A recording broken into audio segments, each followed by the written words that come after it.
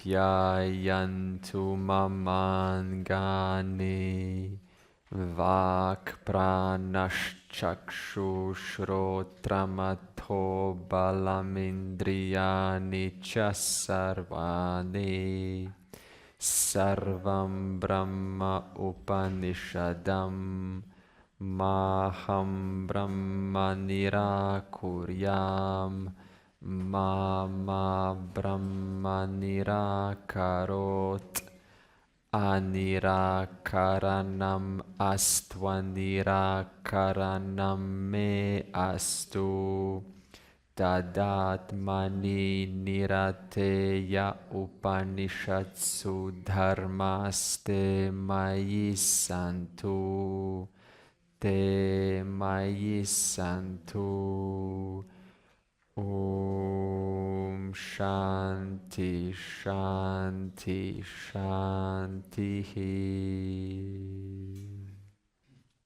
Okay, so far, having reconciled how you can have attributes come out of an attributeless reality, just like you can have tree come out of a seed. And yes, we know that the seed, it's a limiting example because the seed is attribute, but besides the point, it's meant to demonstrate it is possible already. So like this in Vedanta, we have some examples to help us understand, such as the dream, such as the seed. All of these are examples to, kind of point out what is going on right now. And again, we are given, this power to dream, and through dreaming, we can make a lot of, inferences and see that there is a possibility that you can have, attributes manifest out of one awareful conscious being. And from the standpoint of the dream, the world, it seems like the awareful being is, one single individual who's going through and changing directions and going from one place to another place. And there's movement, and it all seems very real. And so in the dream, there's this subject-object split. There's me, the subject, and there's everything else that I see as an object. But from your standpoint, you're the subject, and I am the object. So now am I the, what? Am I the subject or the object? I am a subject. No, but you're an object, Andre, from my standpoint. So in other words, if I look at you, all of us now, then you are all objects to me. But if you look at the rest of us, then you're, right, the subject, and we're all an object. And then when we all look at you, you're an object for us, and the seer is the subject. So if you do this inquiry, you will see that there are many, many objects, but there is only one subject from different standpoints. Okay? Because we said that because of your subtle body, you're able to see the world. A rock is not able to do that because it doesn't have a subtle body. That's why a rock can't say, oh, I am. Only one with a subtle body can say, I am. Therefore, like this, in the dream, just like when a subject gets born or manifests, then a subject can say, I am. But the manifest tree over there cannot say, I am. But it doesn't now mean that the subject and the object are different. You see this? It's just manifesting as two different things. The subject is given a subtle body by which they can say, I am. But the tree or the rock over there is not given a subtle body. And even though it is also the awareful being, it's also nothing but Sat and Chit, it cannot make such a claim. But either way, it is all one being manifesting as many. And we said that this one being, the awareful being, there's a word for it, which is, we said is Vivarta Upadana Karanam. So Upadana Karanam means material cause, but Vivarta means apparently modifying, apparently changing. That means not actually. In other words, when just like in your little dream world, it seems like you, the awareful being, are actually changing, and you think, oh, this is all, So from the standpoint of ignorance, I think it is all changing. But if potential was stuck onto awareness, so now you could say something like, isn't potential, right, which is actually parinami upadana karana, that means it actually changes. Okay, look at this, important inquiry. Your potential to manifest the universe is parinami upadana karanam. Upadana karana means material cause. Parinami means actually changing. That means intelligence is constantly reshuffling itself to manifest as these objects. Right now it's happening. So now you could say something like, well, how do you show that this potential is not an attribute of awareness? Well, you can show it right now, because were it to be stuck onto awareness, that means since the potential is constantly going into a flux, since the potential is parinami, it's constantly going into flux, then if that which goes through a flux was stuck onto awareness, that means it was an attribute of awareness, then you couldn't find right now something that is consistent as your I am, I am, I am. Because awareness will be too busy reshuffling itself, changing from one moment to another. There will be no stable entity. But in our experience, there is always one stable entity, vivarta upadana karanam, who remains stable in and through all of the different changes that are happening. And by that being's potential to manifest, which is parinami, in other words, it goes from manifest to unmanifest, by that potential, which goes from manifest to unmanifest, it's able to manifest this world. So this means awareness cannot manifest without potential to manifest. If awareness didn't have knowledge and power, the potential of knowledge and power, this would not be happening right now. We would not be here as subject-object. If awareness was just awareness without having any potential to manifest, where's classes? There's no classes. It would just be, we would all just be relaxing deeply inside our being as ourselves. But it happens to be such that awareness has the capacity to manifest the universe. And because it has it, why is it like that, Andre? I don't know. It's just like that.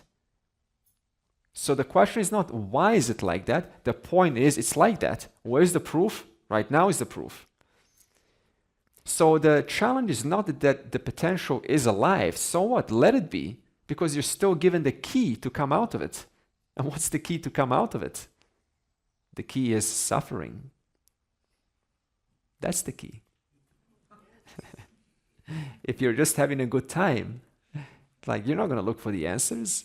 If you go to heaven and it's just so beautiful out there, music is so majestic, you're not going to look for the truth. You're just going to help, just want to go deeper inside this melodious music and just eternally dance the cosmic dance.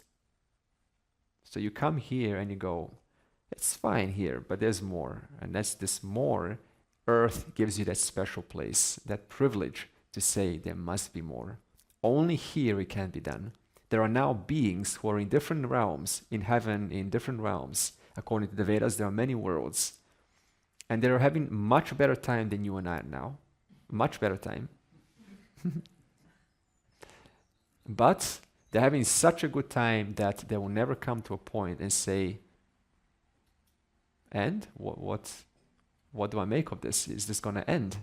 They're having such a good time, even the discernment to say, to ask, is this ever going to end? Even that has been temporarily put on the side because you're having such a good time. That's why we say when maybe it's some phrase that's made up, what love blinds you, I heard that phrase somewhere, love blinds you.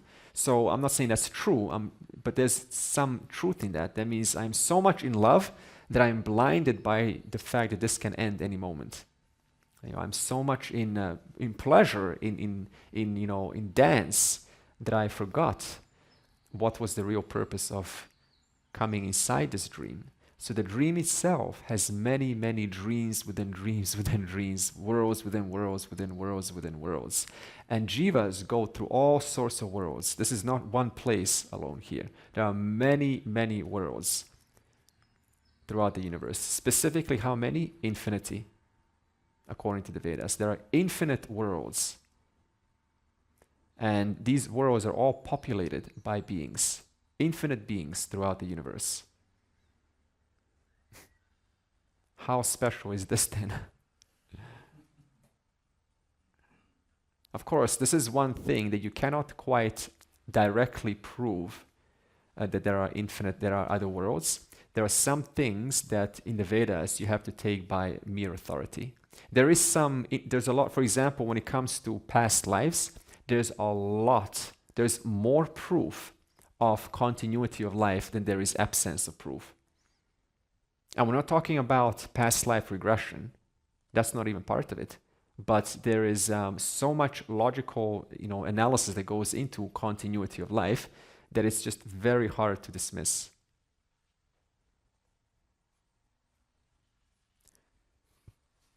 Okay? So again, Ishvara is the one who saves you. So there's no question of dismissing Ishvara because you are still bound by your own laws. Your own laws are created in such that I cannot violate them. And by doing so, I make my mind not compatible with this knowledge. I don't make my mind compatible for this knowledge to stick because I know how it is in classes. It's very beautiful and you're in this kind of a bubble. But the real challenge comes, right, when we go back and the knowledge stays with you in the shopping mall, on the road, and it's just consistent. So therefore there is, that putting that deeper and deeper and deeper, and that only goes through practice. That's the only way. And that's why we have the Bhagavad Gita to put this into practice, to make the mind friendly, knowledge-friendly mind. So Ishvara saves you, awareness doesn't save you. Even though awareness is the truth of everything, it doesn't save you. Were it to save you, you would have been saved a long time ago because awareness is always true. And thereby, there's no question of losing humility and thinking that I don't need Ishvara. It is just utterly devotional life. In fact, the more you understand this knowledge, it goes initially, at least what I've observed, from knowledge into utter devotion. Just pure devotion. Narada Bhakti Sutra even, points out that knowledge without devotion, it's not actual, it's not actualized, it's still here. In my own experience, I've discovered this change. It started out when I began teaching a lot of, logics and a lot of, all the stuff in the mind and the Adi Shankara's brilliant logics. But as time passes, it's just more devotion, more and more and more and more devotion, helpless devotion. And that devotion, that where it's emotional, is an expression of your deepening of that knowledge. So like this, there's no question of just staying at some sort of a superficial level. It's a continuity of the work. And that devotion needs to come there because it lets you know that you are deepening yourself into this knowledge. Okay? Therefore, yes, Ishvara, see, it's one reality, but then we said, can Ishvara and Brahman be interchanged? The answer was no, because Brahman is, we said, Vivarta, in other words, is a nicer word, is kutastha nityatvam. Kutastha, which means like an anvil. Kutastha means anvil. Like, why would Brahman be compared to an anvil? And nityatvam means eternal. Brahman is an eternal anvil. You know anvil where you mold metal?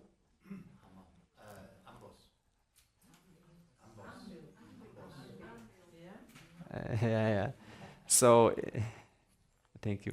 So the reason for this is because with an anvil, right, it's so strong, you can constantly sculpt things on it. It's like the substratum, so hard it remains the same. and you keep on just sculpting and sculpting. So the world keeps on changing, explosions and Big Bang, and all just things happening, but the anvil remains firm. It never gets changed. Kutastha nityatvam. Nityatvam means eternal. So it's eternally itself as it is. That means it was never anything else than what it is right now. And what is it right now? I am, I am, I am. So it was always I am, which is known to you right now. And it never undergoes change despite its own potential, right? Making these forms constantly shape and mold themselves.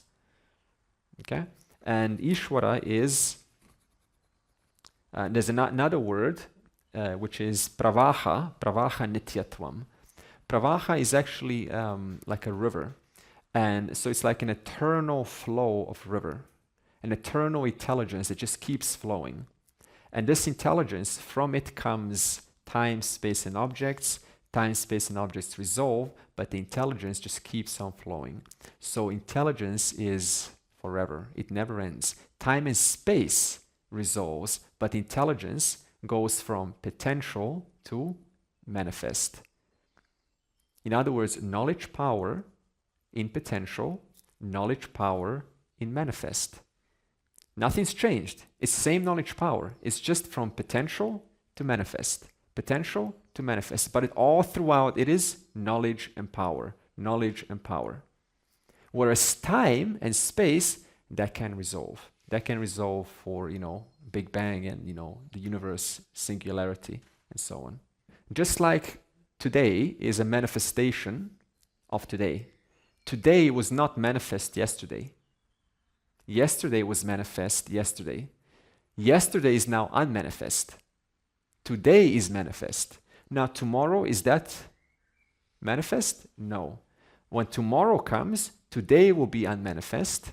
Knowledge power, all of it will be unmanifest.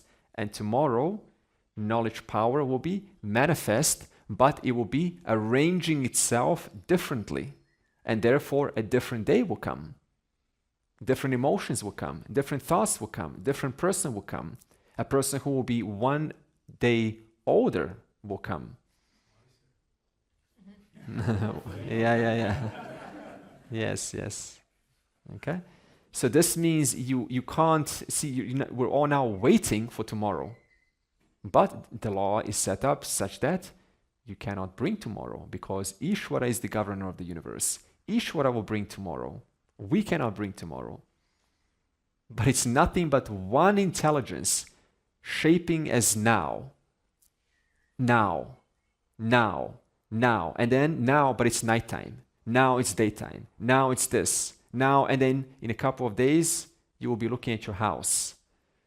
Now you'll be looking at a different face. Same intelligence constantly manifesting, reshuffling itself. One intelligence, one content, reshuffling itself to appear as all of this. And its being rests in one awareful being, known to you as I am. And we also said the only way to understand Ishvara, the only way to understand awareness is through Ishvara. That is your refuge. Because you cannot go from form to formlessness. It just has no connection whatsoever. You need that intervening factor, which is intelligence. In fact, before that, you need something more. We need to go from snake, remember pratibhasika, first pop out little bubbles, and there are many more bubbles to pop. And then when we pop the bubbles, then the student is, of course, assuming we're all sitting here, right? We've popped enough bubbles to even be sitting here, right? That's obvious. But just the journey, this is the journey, popping the bubbles, and then one's available to see the rope. I've been seeing snakes all over the place. Even though the whole thing was a dream, I've superimposed my own dream on top of the dream. So I was living in my own dream, and I couldn't see the dream. And thus, I couldn't investigate because my own dream was distracting me. Therefore, getting rid of those snakes, the mirages on the desert. And then one's available to see the rope, and then can start to inquire into the nature of the rope. Rope resolves into atoms, atoms particles, particles quarks, quarks ultimately go into a cause that you cannot define, you cannot see, but at the same time it has to be there, because you cannot have nothing come out of, you cannot have something come out of nothing. Okay? So Brahman being Vivarta Upadana Karanam, there is an example to help you understand this. What is an example of Vivarta Upadana Karanam where it seems to be one thing, but there's actually no change? This is the snake and the rope example. So the rope remains the rope all the time. But what I see it is what it's not. So no change happens to the rope whatsoever, even though it's capable of appearing as a snake or something else that looks similar. So this is one example of Vivarta Upadana Karanam. And when it comes to Parinami Upadana Karanam, when it comes to intelligence, then we use the clay and pot example, or we can use the table and wood example. So this is where, actually a better example I find is plastic, because plastic you can bend. Okay, this is brittle. So plastic, you can keep on bending like a cup. And however you bend it into, plastic is always there. So the material, the parinami, the material is constantly shaping and shifting, but whatever it shifts into, the material is always there. But it's capable of shaping and shifting. Whereas a snake, the snake never undergoes any changes.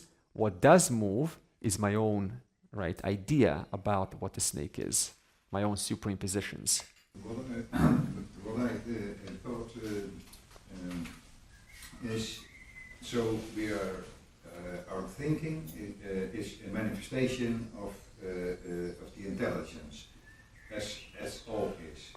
So we are, with our thinking, what we are doing now is to understand through the manifestation the cause, the ground, the substance. Yeah, so it's interesting because through this manifestation, it gives you the power to think. Okay, and it also supplies you the power of free will. You can either think this way or this way. And through that power to think, I can start to think about what is it that makes me think? What is it that supplies my thinking? What fills up the contents of my thinking? Yeah. Or I can just fill up contents of my thinking and think about that. The thinking is the manifestation. Yes, this is it. Therefore, the thinking is used to inquire what fills up, what makes thinking possible, which is exactly the question that the student asks at the beginning of the Kena Upanishad. Because of what? Is there a presence because of whom my mind is able to think? And that presence is Ishvara. That presence is knowledge and power by the help of course, awareness. Therefore, the student use their thinking in the right manner to understand that, so my thinking, through my thinking, I can understand that my thinking is molding and shaping, but there is something underneath that is always true. And also, the thinking is a molding, is a manifestation of the reality. The moving. Yes. The moving is also definitely all so in other words, it's knowledge and power reshuffling itself, like now, reshuffling to appear now. And so what you're seeing is really frame by frame by frame by frame by frame by frame. But it all seems like one smooth thing that was going on. And yet it's just one manifestation, another manifestation, millions of manifests, unmanifests, manifests, unmanifests, manifests, unmanifests. And it all gives you this impression that it's all just one smooth, existence.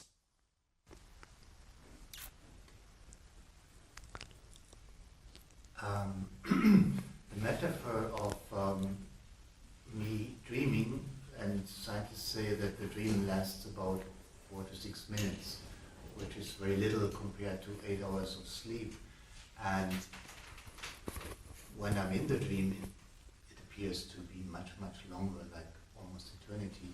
And when I look at my life and using this metaphor, it's like 80 years of a lifespan, which seems to be so much, but compared to the lifespan of the whole universe, it's so little. Yeah, you can see how relative even this, it's amazing, how relative even a sense of time is. When you reference to something else, it's nothing. I think a mosquito lives about 7 to 14 days. Imagine a mosquito, you'd say, a mosquito asks you, how long do you live, Mr. or Mrs.? 80 years. That will be such a shock for a mosquito.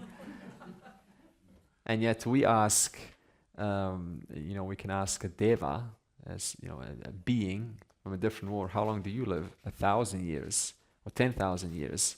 And you say, oh, that's so long. They say, no, it's very short time. So it's totally relative from what standpoint you're looking at it. So the whole thing is relativity. It's all relative. The whole thing is relative. Yeah, but the relativity appears in the reality, in the unchanging reality. And the relativity is the unchanging reality.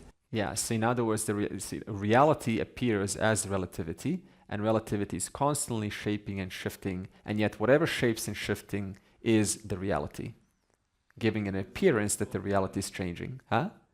That's why it's called relative. Yeah, it's relative to another potential. So it's like this, but there's a potential for it to be something else. So it's relative to something that is yet to manifest. So in other words, relativity is just a name for knowledge and power, from going from manifest to unmanifest, manifest to unmanifest.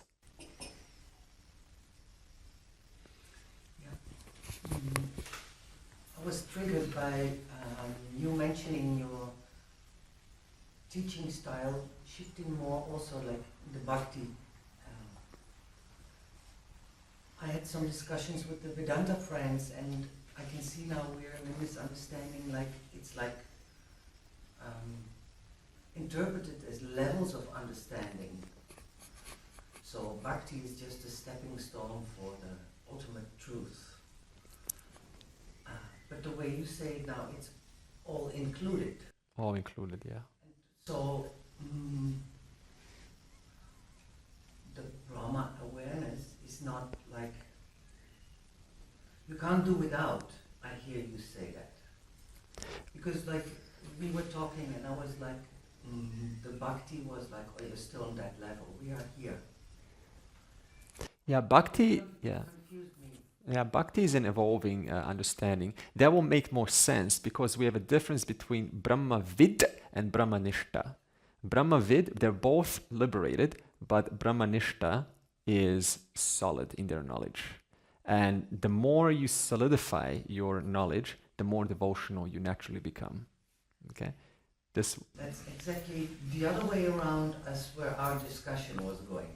So that's it. Thank you. Okay, so this will be mentioned specifically. Why do I say that as your knowledge deepens, naturally and helplessly you become more, gentler, more devotional, more, I could even say, emotional, but in a healthy way. Before it was just all solid, mechanical. This is Brahman, this is awareness, this is Ishvara. Just solid, like kind of like a dry, this is what it is. But then it becomes a lot more, moving, like a little dance, and that is bhakti. So bhakti is the ultimate expression of your understanding. Thank you. Yeah. Can I say one more thing? I just realized the more I'm at home with myself, meaning consciousness, the less I'm interested in new experiences or changing the experiences that I experience. I'm just more at peace with every experience that is manifesting in the moment. This is of course, and can we relate to this? The more you're, deepening yourself in the knowledge, it's not like you're using experiences to be something that's not to be experienced, but you see through it. You know what it is. You just, it's lovely. It's lovely to have, but there is something much, much, much, more in terms of your understanding. And also, we need to understand that experiences are all Ishvara also. Okay? But then again, it doesn't mean, just like Krishna, he had a different interaction with Arjuna versus Duryodhana. He knows both of them are just expressions of himself, of one reality, but still he acts differently. He has a different attitude towards either of them. So this means, yes, all experiences are Ishvara, but I still have a different approach towards different experiences. Therefore, it's fine. You can still, enjoy and live your life out, and it's good to not deny oneself because, as we said, hobbies are very healthy, and healthiness is also part of your devotion, okay, your mental health. Okay, so we said that all that is here is knowledge, and the truth of knowledge that is manifesting as what you're seeing and hearing now, including the student, the teacher, the tradition, everything, the Upanishads, the whole thing is knowledge. Knowledge comes from Ishvara, not from a human being, because a human being is born, as we will see soon, with ignorance, and therefore they need something more to figure it out. Therefore, the knowledge comes from the eternal cause, the beginningless cause, and that much I can have faith in.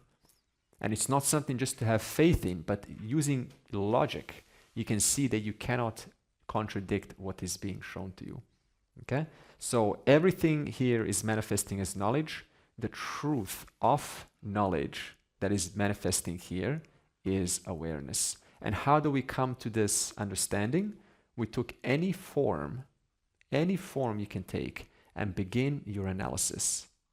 And we begin to analyze the mithyas within mithya, mithya within mithya within mithya. No matter what you look at the table, it's relative to the wood. Wood is relative to the lignin. Lignin relative to the atoms. Atoms are relative to the constituents that make up the atoms. All across, the whole thing is relative to something else, dependent on something else. Okay? And ultimately, you come to one undefinable cause. You cannot see it, you cannot touch it, but you can only see the effects of it. In other words, the intelligence is not something that can be seen, but we can only experience the effects of it in reference to forms. Just like I cannot see your subtle body, but I can see your subtle body. How? As the effect, by the words that you use. When your mouth opens, those words are symbolic representations. They are effects of something that I can't see. So I don't have to see a subtle body, but I can see the effects of the subtle body. Like this, I don't have to see intelligence because I can't see intelligence, but I can see intelligence as manifesting as all this right now, the effects. And this intelligence manifesting, the blueprint manifesting as all this, it cannot be outside a conscious being.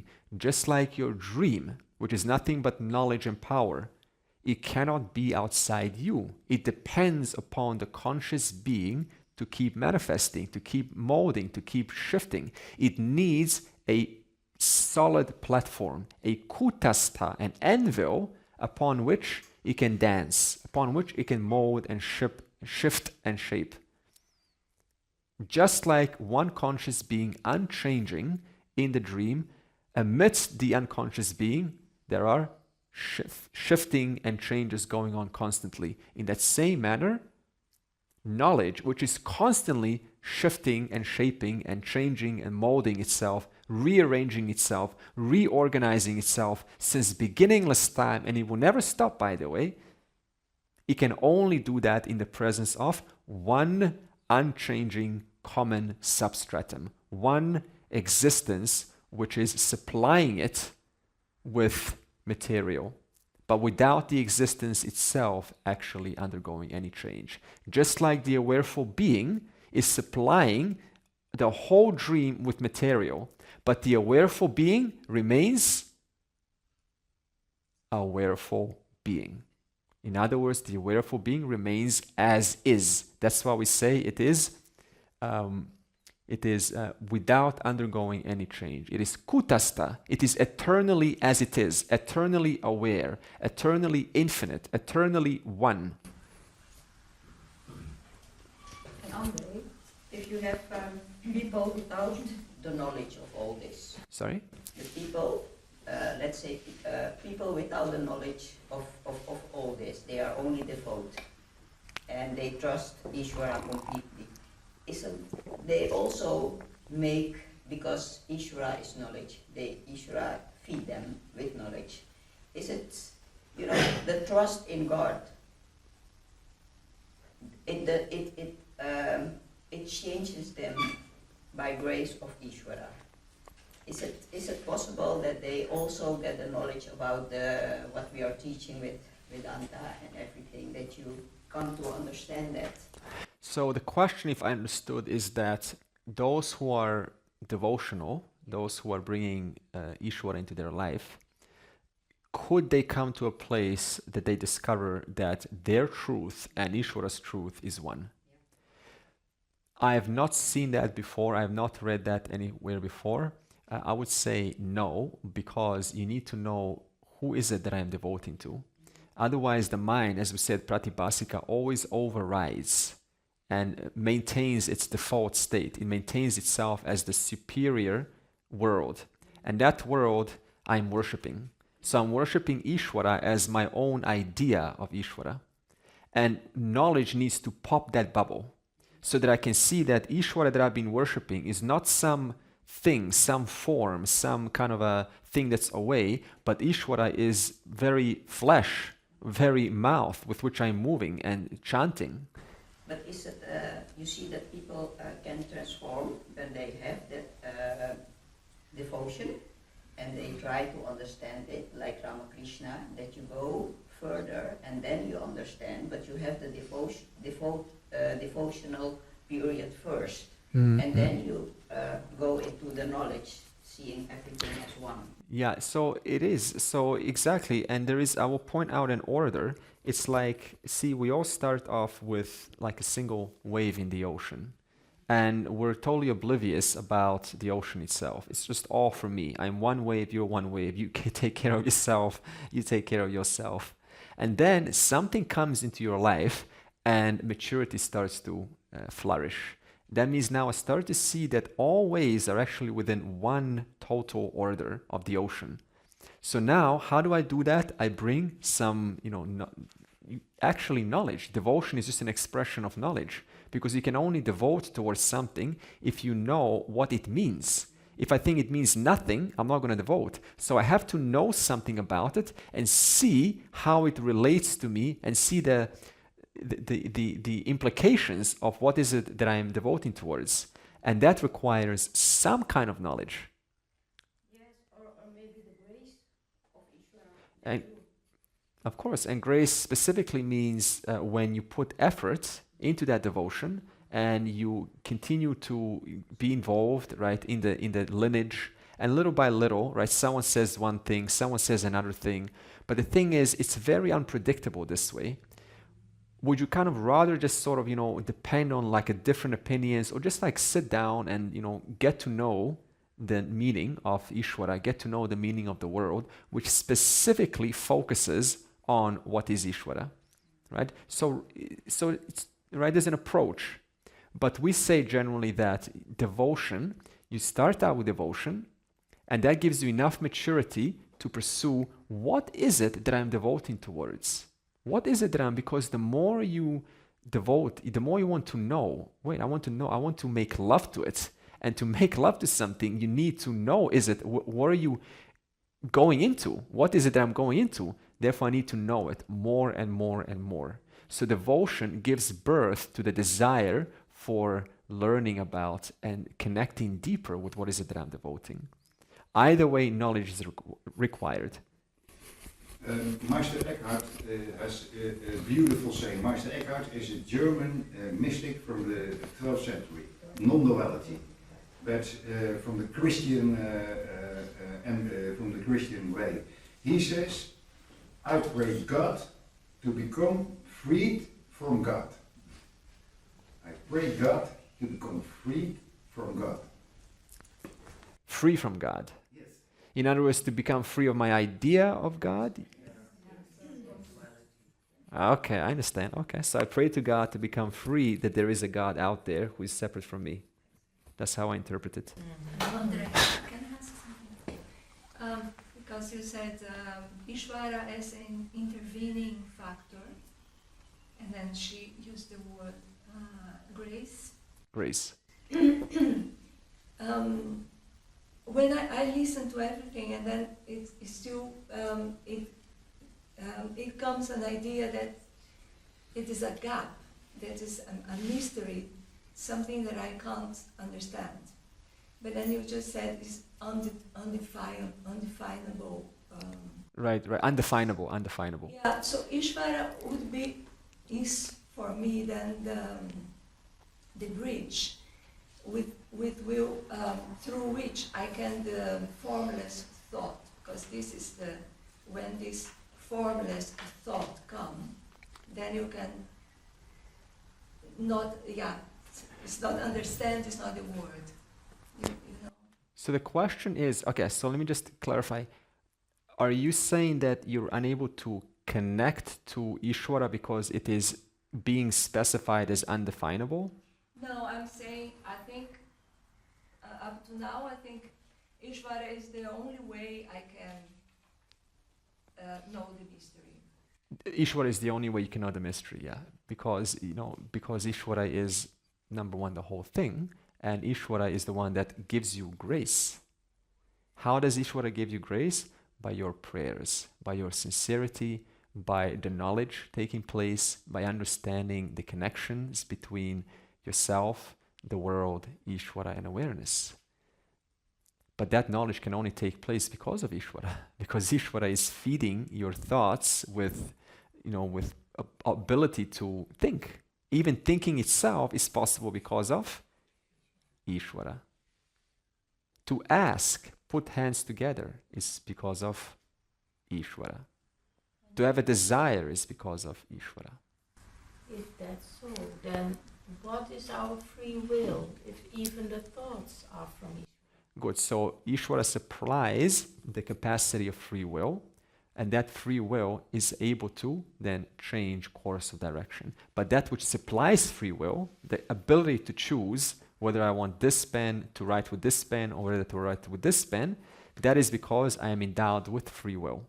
So free will says, here's the world, do whatever you want. But I also give you a program in which you can do. That's called dharma. And also the thoughts. Yeah. Say the green pen or the red pen. Yeah, so the whole thing is Ishvara, the whole thing is intelligence. But then that intelligence manifests as a selection mechanism, a mechanism that gives you ability to select this from this. Now, even that is Ishvara, of course, but it's a unique kind of endowment that lets you move wherever you want. That's the advantage of a jiva, that the jiva can use this free will, which is intelligence, is Ishvara, to say, I want to know what Ishvara is, or I don't want to know what Ishvara is. Okay? Yes, it is Ishvara, but there's also, right, endowment of free will to choose.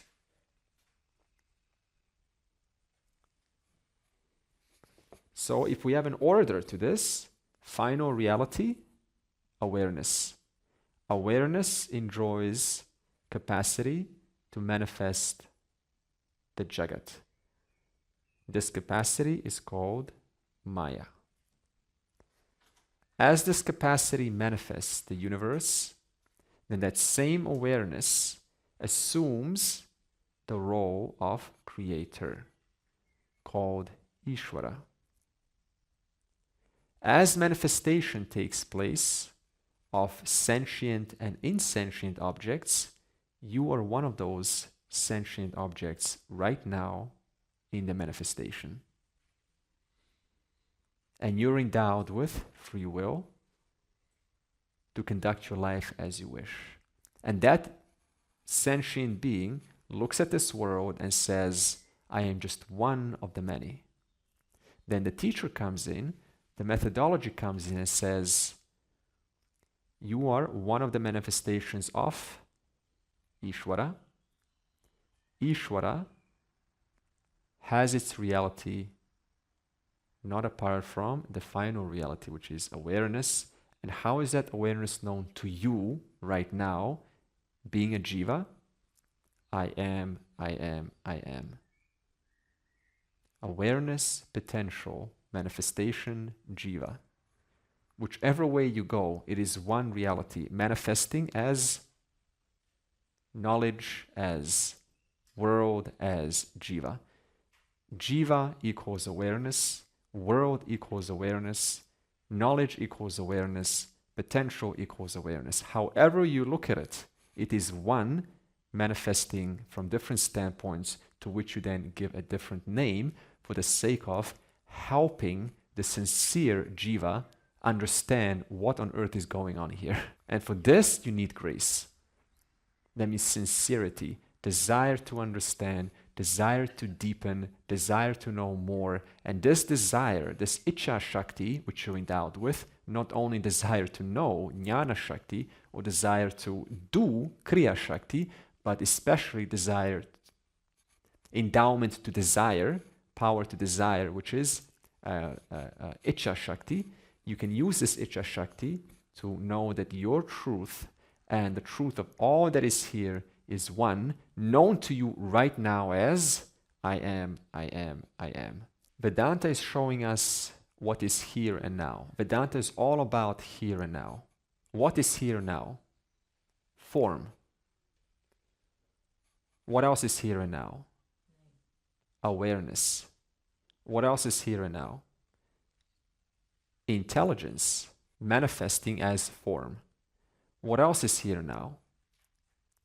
Potential for that form to be something else in the next second. There's a potential for your thoughts to be different 5 minutes from now, for your body to be different 10 years from now. You don't have access to that potential because it is yet to manifest, but the potential for your body to be 10 years older is in potential. And you will get there when you get there. But until you get there, the potential remains in potential. Awareness is here and now. Forms are here and now. Intelligence, manifesting as all this, reshuffling itself as all this is here and now. And potential for this to be something else in the next second, for that flower to be different tomorrow, is also here and now. Brahman is here and now. Jiva is here and now. Maya is here and now. Ishvara is here and now. Jagat is here and now. What is not here and now? That's why Vedanta is not a belief. We're not talking about something that is somewhere away. It's talking about what is always the case, what's always true, what's here and now. And it needs to be brought out by the methodology. And you could say your free will, as she was asking, is also here and now, and you can choose to do with the teaching. And you can choose with that free will to collapse the potential to know what is here and now. And that you are not different from what is here and now, which is awareness. Or I can use that potential to collapse many other options right now. Become a singer, dancer, which is all wonderful. But the highest use of that free will, the absolute highest use of free will, is to understand what is here and now, which you are not apart from, which you're not away from. It is only one reality manifesting as potential, as knowledge power, as world, as jiva. All of it is here and now. Nothing's missing. Is somewhere else. Nothing is somewhere else. It's all within one total reality as this. And it will never be anything but this, because this is how it's set up. This is Ishvara's setup. This is Ishvara's creativity. Clouds and a sun. He gives us clouds and a sun. That's Ishvara's creativity. And air to breathe. Ishvara has made it such that when a baby comes out of the womb, it's going to take its first breath. And then it's going to go through the whole cycle of maturity, old age, disease. And then again, it's going to get a new body. That's Ishvara's creativity. And Ishvara gives you the key to come out of it. I'll give you an advanced mind.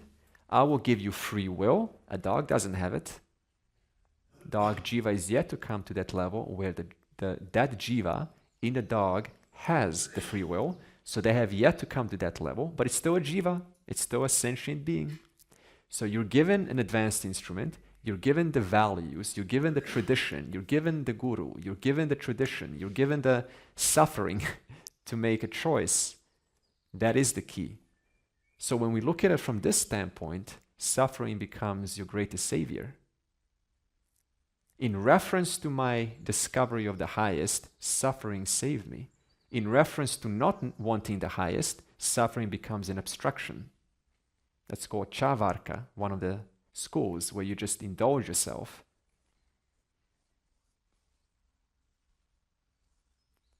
Therefore, you can never separate manifest and unmanifest. You can't ever separate anything here because there's only one. You can't separate manifest and unmanifest, or potential and knowledge, because knowledge is always in potential manifesting as this, out of potential manifesting as this. So Maya and Ishwar is constantly like this, simultaneously, because Maya means potential, Ishwara means manifestation. Okay? So it's not like Maya once upon a time was back then and now it's all gone. It's all here now in this moment.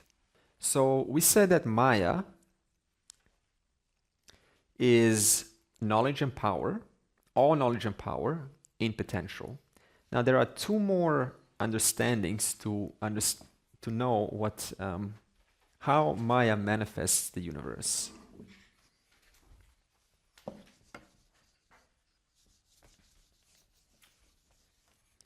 And Maya enjoys two powers. Maya. Okay, the first one is what's called Vikshepa Shakti. Vikshepa Shakti is the ability to generate objects. So Vikshepa means, like in your dream, right? You have a power to project your knowledge and make a world out of it. This projection is able to kind of put it all together and just create this instant world of manifestation. In scientific terms, we call this Big Bang, right? From nothing, not nothing, but from knowledge power, sudden projection instantaneously of the entire universe comes like that. This is because of Vikshepa Shakti. And we also, at the level of the individual, how do we use this Vikshepa Shakti? So at the level of the macrocosm, the Samashti, this Vikshepa Shakti constantly projects new weather, new clouds, new, whatever, everything new. But at the level of the individual, this Vikshepa Shakti becomes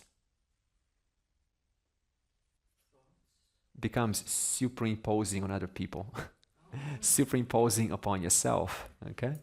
Superimposition. That's why in psychology you keep on saying that's your projection. Careful, that's your projection. So on the macrocosm level, it is the most beautiful thing. It generates all sorts of worlds and lovely things. But at the level of the individual, it becomes a go get some help. You keep on projecting on yourself. I'm a small person, you're like this, you're like that. And therefore, the person that has to go through Bhagavad Gita, values, and living the right life, and therefore bringing dharma to negate the effects of superimposing on other people, superimposing on itself and what life is all about. And then we have Avarana Shakti. Avarana Shakti. Now, Avarana Shakti, at the level of the world, just like in your dream, you have knowledge, and this knowledge can divide itself. So out of one homogeneous intelligence that you're carrying now, one homogeneous potential you're carrying now, it's able to split itself and create a tree, and have just enough data to only create a tree and not fire, because you need different components to create fire than a tree. Therefore, it's going to hide fire components, and it's going to project, by the power of Vikshepa Shakti, is going to project components just sufficient to create a tree.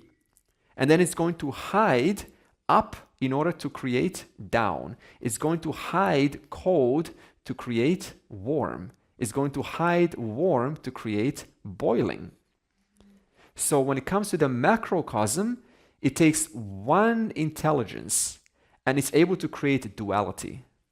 Otherwise, if I look at your body and I say, it's quite a sophisticated instrument, but does your body have fire? I mean, it has fire, but your body doesn't quite have the right constituents to be the dog, a body, to be a worm body. The worm body is a worm body. To be a worm, you need to hide information, not to be a dog. To be a dog, you need to hide information, not to have a tusk or a trunk, which is for an elephant. So, Avarana Shakti from the macrocosm creates differences by hiding certain data. It withdraws data so that the sun doesn't have, carbon, but it only has helium and hydrogen. So I have to hide other elements from it, such as gold and copper and iron, so you can only have helium and hydrogen. However, when the same Avarana Shakti that creates duality and hides information to create differences at the level of the individual, what do you think it does?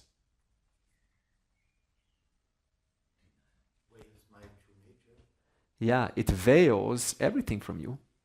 It veils like the basic, how to walk. How many of us know how to walk when we're born? It veils language, it veils mathematics, it veils history, it veils geography, it veils basic common 1 + 1 you have to learn. It's like the biggest, most difficult thing when we get born. Therefore, at the level of the individual, the same Avarana Shakti that is creating this beautiful world of difference, when it comes at the level of the individual, the Vyashti, it makes you ignorant about a lot of things. Not just who you are, never mind that, a lot of things. Walking, talking, basic movement, basic walking. And then it also hides your true nature. And how long have these two powers existed? Considering Maya is never separate from awareness, and awareness is beginningless. Awareness is beginningless. The potential in awareness is also beginningless. This potential always has the power to project. So how long has the world been projected for? Beginningless time. How long have things been different? Beginningless time. And whenever the jiva comes, for how long has that jiva been ignorant? Beginningless time. Because Maya is beginningless. And Maya's Avarana Shakti is beginningless. So there was never a time when you were liberated.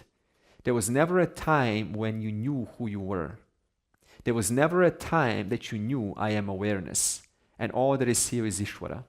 Every person who ever gets born is under the spell of Avarana Shakti, which at the level of the individual is called, basically in English, ignorance, or we say avidya. Avidya. And so what does this avidya do? It causes havoc in our life. Because I'm born how?